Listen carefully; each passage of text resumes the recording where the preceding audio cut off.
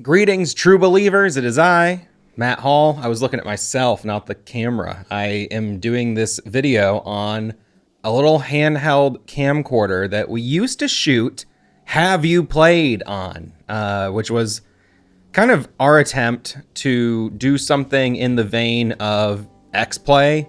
And I thought it was really funny, but obviously it was very flawed in a lot of ways, and no one liked it. Welcome back, everybody. I'm Jordan Hill. Hey everybody, my name is Matt Hall, and today we're looking at my review. That's right, buddy, my review of Shut Up, I'm Not Drunk at All. We're looking at my review of The Ascent.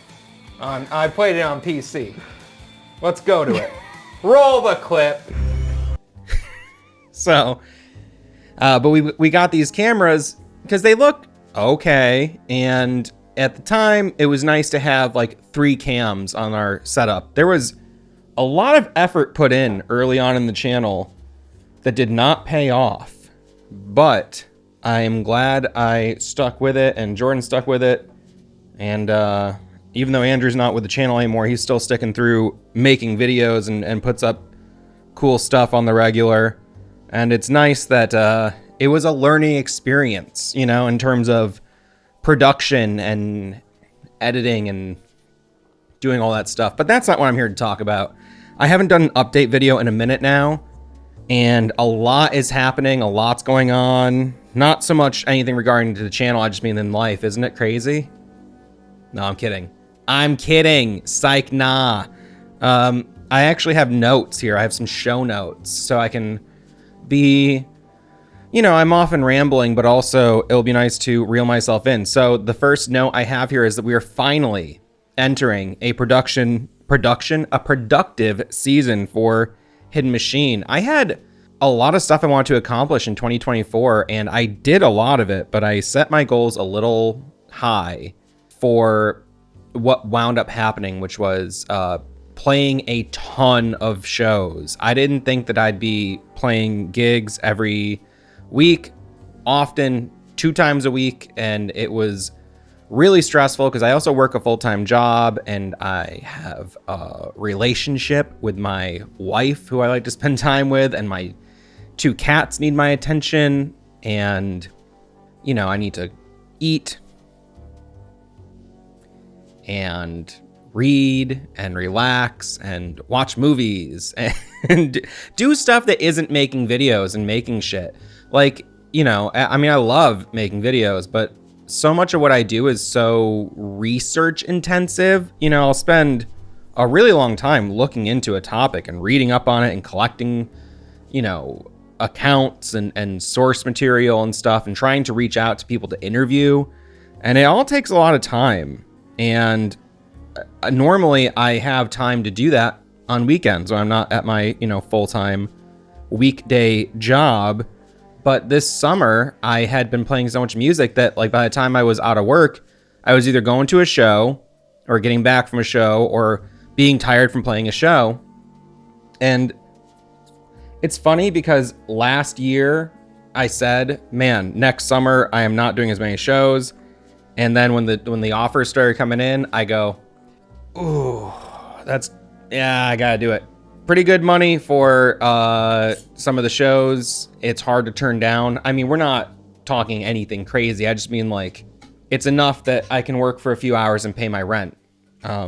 That's a really, you know, that's a difficult thing to turn down, especially when you're doing something you love, which is playing music. Playing music with a family member, too. I'm in a band with my brother-in-law. Friend of the show, Austin. So our heavy season with shows really wound down. We have 1 or 2 more shows, I think in September or October. And I had to do some traveling at the end of August. But I'm finally home for long periods of time, and I love it. I don't like leaving my house. I do it, and it's good for me, and I wind up liking it, you know, after the fact.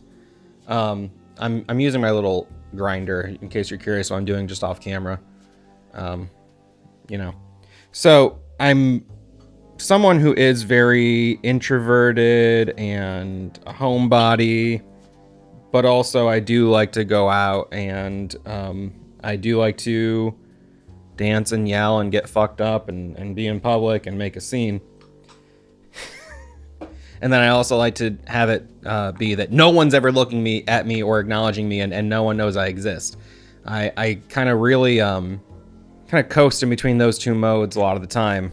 Making videos on the internet is perfect for that because I can get my attention, and I can also not have to talk to anyone. No, I don't really need attention. I like to interact with people. I like to hear other people's perspectives. I like to talk to people, but also I hate talking to people. It's, I'm sure this is a very common thing. And I'm not the only one who's like this, who goes, man, I would love to know everyone and also know no one at all.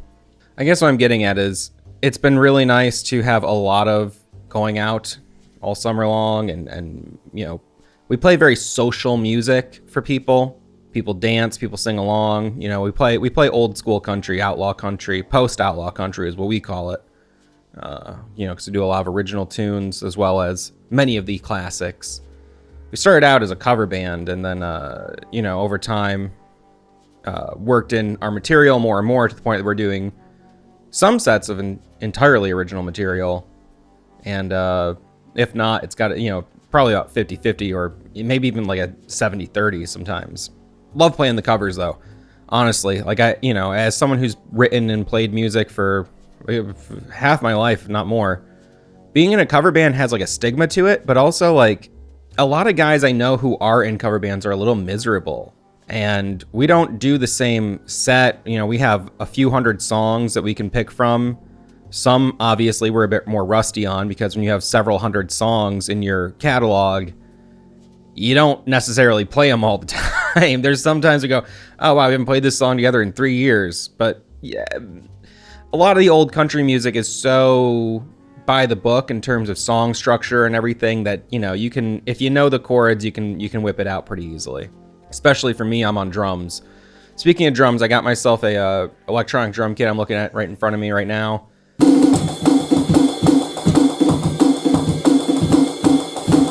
It's been so good for me just to be able to get up at, throughout the day, play drums for 5-10 minutes, get a little energy out, just helps me focus. And I got the cheapest, like decent looking kit I could get. It's an Alesis Max Pro or something. Alesis Max. I want to say it's Alesis Max, but it's Alesis, who I've owned other Alesis gear in the past. I feel like I got it. Was it an Alesis Firewire mixer? Was one of my first big mixers. I used to like record bands at my house when I lived in a different city. I had a big living room that was open. We'd have bands come in there and record. Sometimes do them in the attic as well. The attic was also a big open floor plan kind of thing. But I had a nice Firewire mixer, which at the time it wasn't as easy to record multi-track at home. This was a long time ago. You could record multi-track to tape. Doing digital multi-track at home on a small budget, or no budget, wasn't as easy. And this mixer I had was really nice. And then one day I had the phantom power turned on, and the mixer was off. When I turned the mixer on, it popped, and that volt of electricity from the phantom power burned it. It literally was sizzling and smoking, and I was really bummed. But also it was a definitive point in my journey of realizing, holy shit, I do not want to be an audio engineer. I thought I did. I still record music all the time, and I love recording, and I even work with some artists, mostly my friends, but every now and then if I find someone that I think is in the area who I'm like, wow, I would love to just help this person make something, I will still do that from time to time. But when I started working with like bands and clients and stuff, I realized just how in over my head I was, because I'm not good at like managing personalities.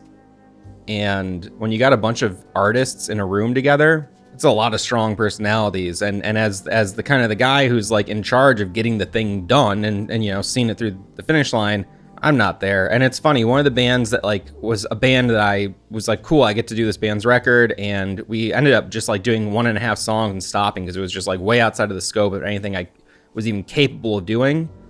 That guitarist from that band actually played a show at my house recently, and I was like, I feel like we crossed paths somewhere before, and I just don't know where I know you from. He was in this band that back in 2008, maybe, I tried to record them.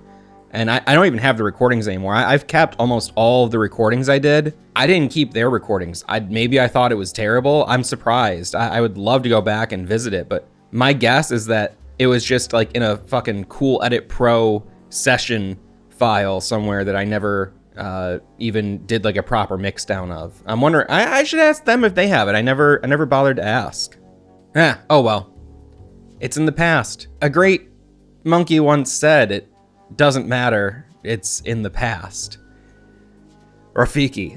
So big productive time for me coming up throughout the winter, and up here where I live, winter lasts basically from October through April or May. So it's a nice time to be inside and to work on stuff. I've also spent a lot of the summer spending money. I've been making money at shows and spending it. I've spent a lot of money for me. Everything's relative. I'm not a very wealthy person or anything. I am comfortable financially because I have very little debt or expenses. You know, I keep my bills really meager. Most of my money goes to food or entertainment. I keep things simple as much as I possibly can. But I've also been trying to purchase some nice things for myself, like the drum kit, things where I go, this is going to be something that I use for a really long time. I will get a lot of value out of it, and it will make my time where I'm stuck inside for half the year feel that much nicer and that much more enriching, you know? So I'm excited to put all this shit to use. You know, I got new cables for the camera that Jordan and I use for the Yeah I've Played, so I can record directly into the camera, which is going to be great because I've been recording audio separately and having to sync it later, which isn't that big of an issue, but also it's just another step. And when you're making a 5-hour-long video, any steps you can take out of that process are going to really help you. Help me to help me. So I'm pumped for that. It's like a micro XLR to XLR, which I've never used before. And when I got the cables, they look sturdy, but you know, someone in the reviews goes, oh, make sure you're using a proper cage with cable clips. And it's like, to buy like an $85 cage for my camera so the cables don't snap off the side. I don't know.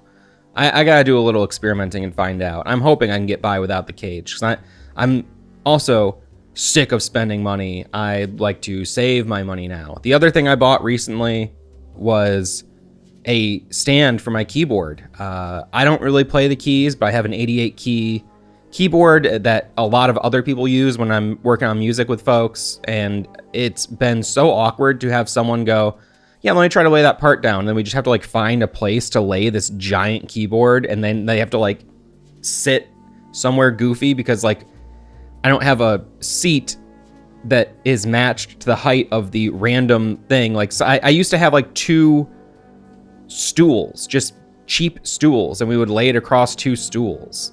Having a sturdy keyboard stand was something I wanted for a long time. I thought I bought something else that was like nearby. Oh, the other big purchase, I'm gonna grab it. The other big purchase was this. This is a Vader 3 Pro controller. What's the brand name? Is it Vader? Fly Digi. I only started using Xbox controllers in like 2017, and I've had 3 of them break in that time, which is crazy because I have my NES controller from like 1992 or 91 that it's probably older than that because I bought it secondhand. I have PlayStation 1 controllers and PlayStation 2 controllers that still work. But my Xbox controllers break, and they always break in the same spot. The triggers or the shoulders, usually the shoulders.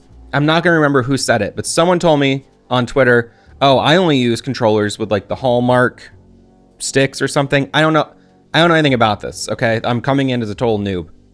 I don't know what they're called. But I go, oh, there's there's like special sticks. To me, it was kind of just like there was the stick on the N64 controller, and then there was a stick on the PlayStation controller, and that's like the only two sticks, and everything just seems like one of those two things to me. I didn't know there was like multiple types and like higher quality ones. But apparently it's, you know, people use them for competitive gaming, which I didn't even consider being a thing. I forget about esports and all that shit. So I go, let me look up a pro controller with these nice sticks. And this was, I think, $65. Normally a lot more. I think it was normally like 150 or $100, depending on where it is. But I found it on sale, and it's so good. I almost bought two, but I go, let me get one and make sure it's good. One thing I've never experienced before is there's these things for the triggers. You can turn this little switch, and it turns the trigger into just a click. So like you have less travel time between, you know, pressing down. It clicks. It feels great. It's got 1, 2, 3, 4, 5, 6 programmable buttons, macro buttons that you can use. It's wireless, or you can use it wired. And I also, to use it wireless, I had to get a charging dock for it, which is like an extra $30. I go, that's kind of, all right, whatever. But also, whatever, because I also had to buy like a $20 Xbox controller dongle, even though I'm running Windows. Can't the Microsoft products just work? No, apparently not. I wanted to use 2 Xbox controllers at once, and they're like, oh, you need a dongle. Whatever.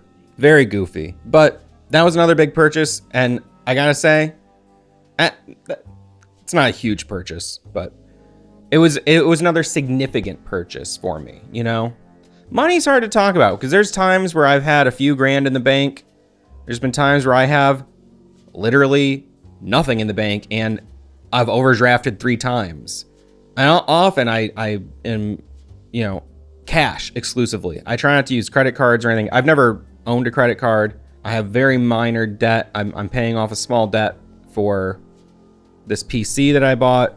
And then when I started to get that almost all the way paid off, I took out another small debt for my camera. Not this camera. And the reason I'm not using the nice, you know, Blackmagic 6K camera I usually use is because I had a gig recently, and when I got back from it, a video gig, my power cable for my camera was gone.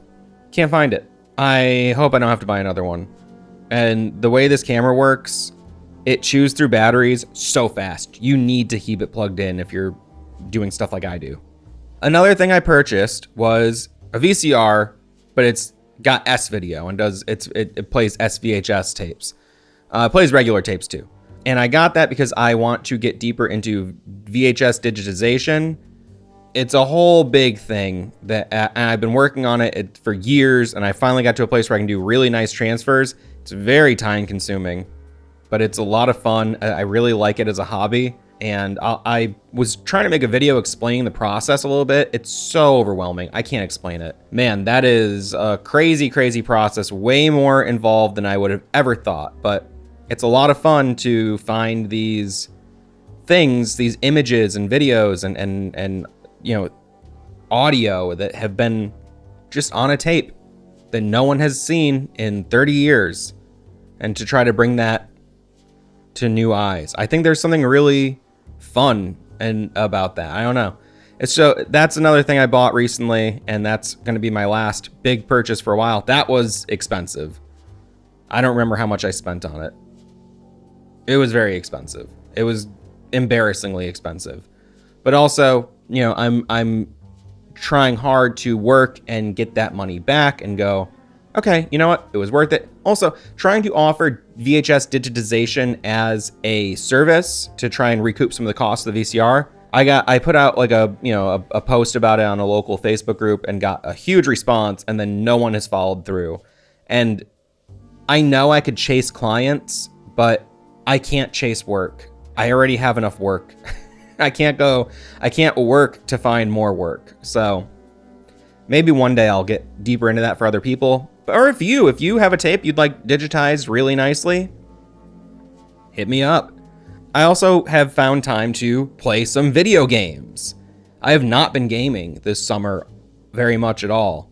At least not as much as I normally do or normally like to for someone who spends, so much time talking about games. So you may have seen on the channel, I just put out my critique of Dustborn. I think I'm going to put out a little follow-up video because there's a few like funny things I wanted to mention that just didn't fit into the video. It's definitely been like a troll magnet, that video, but also, I don't know, man, like people are saying Dustborn is the worst game ever made. It's oh my God, it's the most woke garbage. And it's like, yeah, okay, I get it. It's a very leftist leaning game with a bunch of queer looking characters, and like you got you have a Muslim with vitiligo and people whose maybe their gender is ambiguous, and it's like, who cares?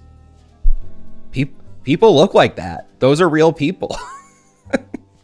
You know what I mean? It's like I don't know. The amount of hate the game got. I'm not going to say that everyone knocking it is a racist or a bigot, but why not just leave it alone? Why not go, I don't care for that. What is that? Like, it's basically a souped up visual novel, Who cares? Just don't even play it. But I had to play it because my curiosity was piqued because every right-wing YouTuber, sensationalist person was calling it the worst thing ever.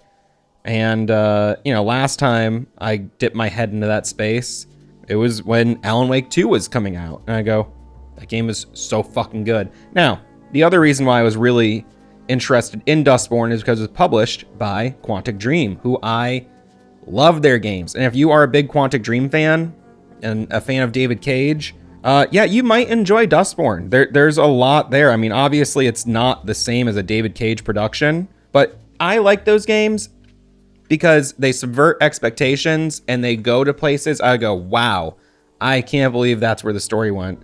Or, man, that was a crazy scenario, like just over the top.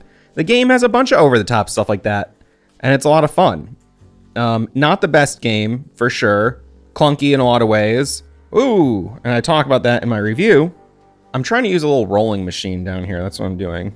Sometimes it works great, and sometimes it just like springs open and throws my fucking bud all over the place. Yeah, it's not a perfect game. It's really not, but also, what is? Very few games.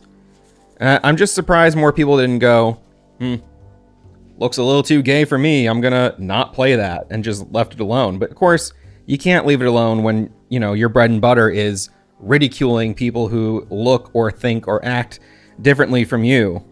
Which is what a lot of those YouTubers do, and it's okay. I mean, they're not just on YouTube, they're in our communities. Like, I know plenty of people who are warriors against the woke mind virus. Those people are real. It's not just an online phenomenon. Are they actually a threat to anything? Hard to say. Some are, for sure.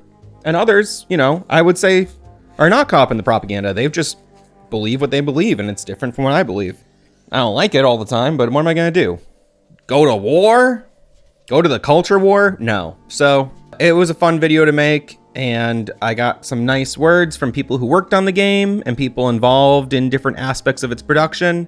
And yeah, overall, a relatively unremarkable game, a good story, surrounded by some underdeveloped gameplay ideas, but a really fun story. I mean, to me, like, the potential for that world to grow is immense. I mean, the lore is a lot of fun. I love exploring games with rich lore, even if it's not really like a good game. I get stoked on games with rich lore, and there is super rich lore in Dustborn. And from what I've been told, Dustborn was originally planned as a trilogy of games, which would make perfect sense because they set up a lot of stuff. I go, damn, I'd love to know more about that.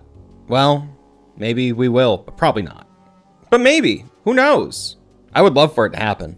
The cool thing about it, because it's like a comic book style game, in terms of its visual presentation, and it uses comic book panels in between levels to like show your, your story progress and shit. They could do the story as a comic and it would look so good. The lead artist has such a nice style, and it really is crazy how nicely their comic panels and their work and their like concept art and everything translated to the actual look of the game. I don't really like a lot of that like Telltale style cell shaded stuff too much, but I thought this game looked really good for what it is with that style. Often those things have like weird aliasing and like lighting is weird, but the way the world works with that cell shaded style, it looks really good. And my PC was definitely cooking while, you know, playing it. It is a little demanding to play it at highest settings, but worthwhile for me visually.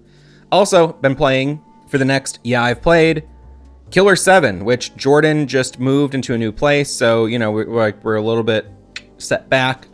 But I think that this week we're both gonna wrap that game up and discuss it.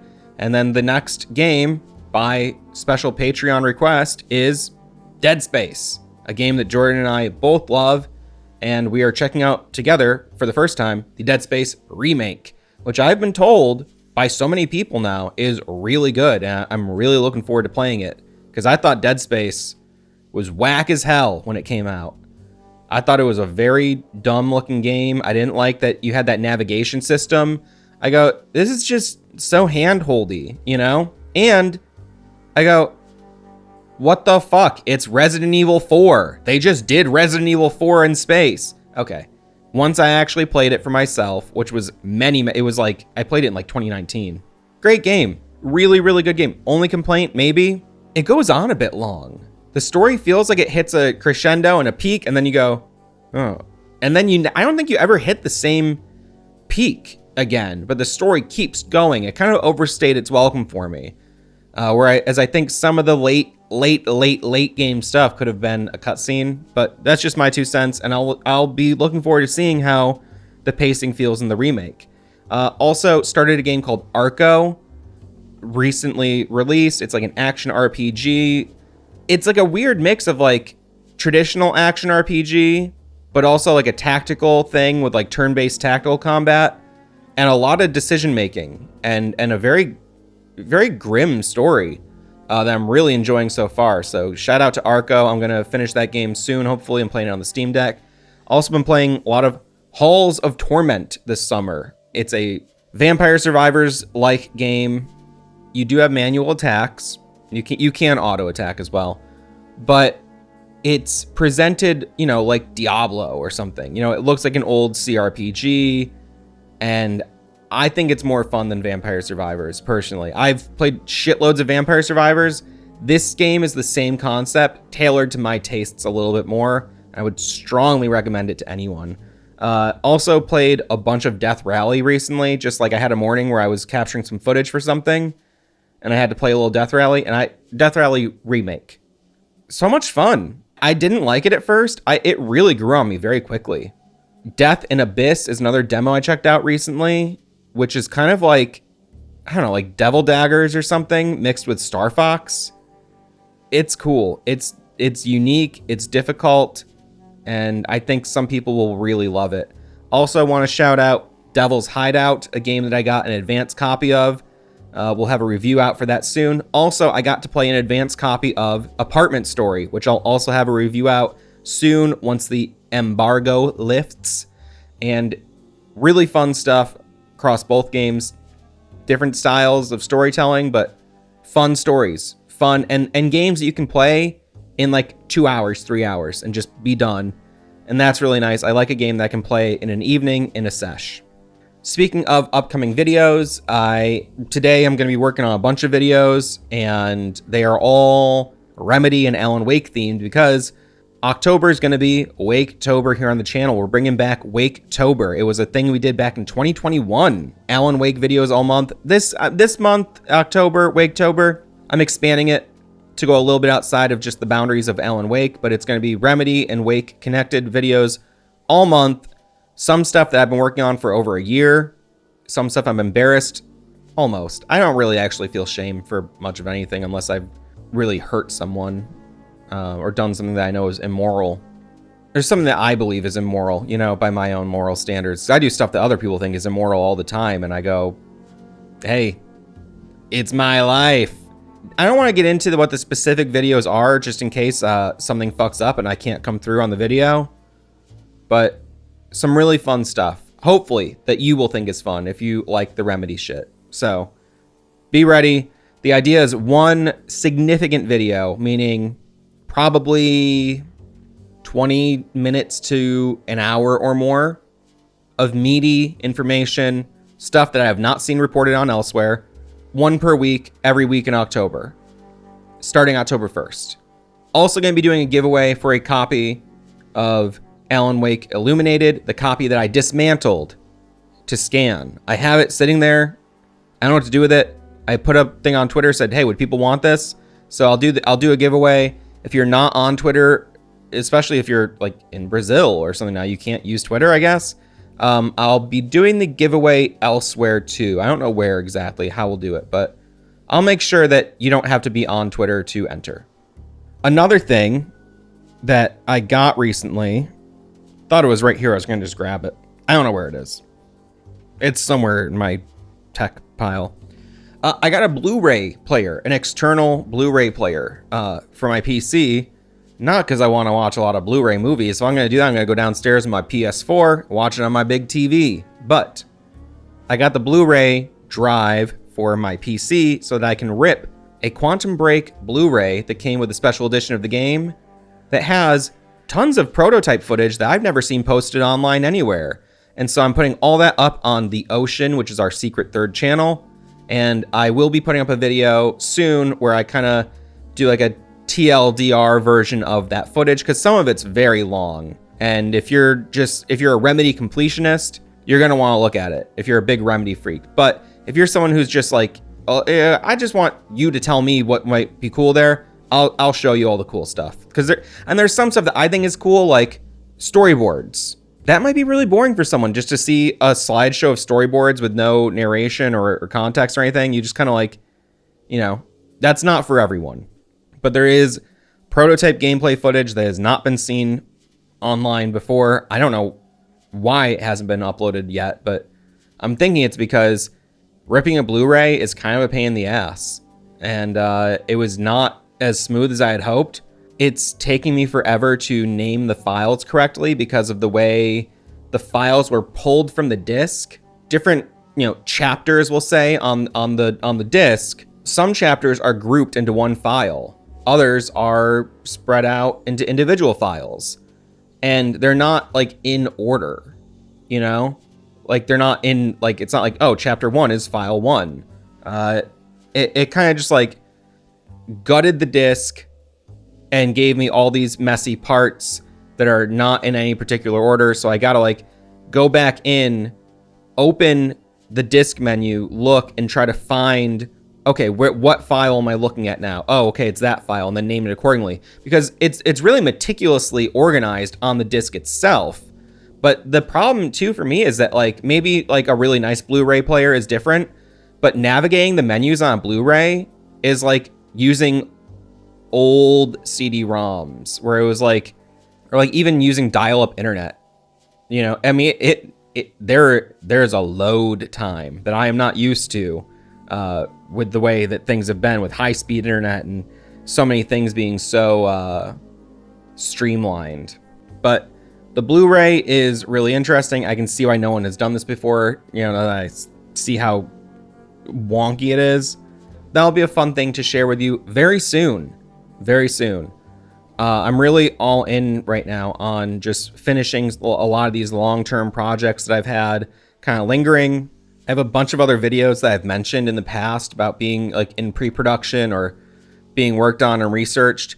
All that stuff is coming along really nicely, actually. And it takes me a long time to get stuff out, but such is life. And if I ever said I was going to do something, I'm still going to do it. Unless I tell you I'm not going to. But I try not to leave anything hanging, ever, really, with anyone in life. If I ever do that, call me out. It's not how I want to live. If I say I'm going to do this and I don't yet, I have a reason. Mostly it's I get too excited and agree to do too many things, and sometimes stuff just gets pushed to the back of the line, Anyway, trying to think if there's anything else I want to say in this little update, but that's pretty much it. new videos coming. Lots of Alan Wake stuff in the works that I'm excited to share. Lots of really fun stuff. The VHS thing, spending too much money, calming down, getting into work mode, getting ready for winter. That's it. I don't know. Hey, we've had some new people on the Patreon, so thank you. Hopefully that I can continue to present stuff that you want to support. And don't be a stranger, all right? I'm going to end this now. This has been a very long video, I feel. Maybe it hasn't been that long. I don't have a clock counting the time. But I'm also getting kind of warm, so I'm going to go change into some shorts. I'm wearing red pants right now, so I'm going to go change, maybe open a window, and peace.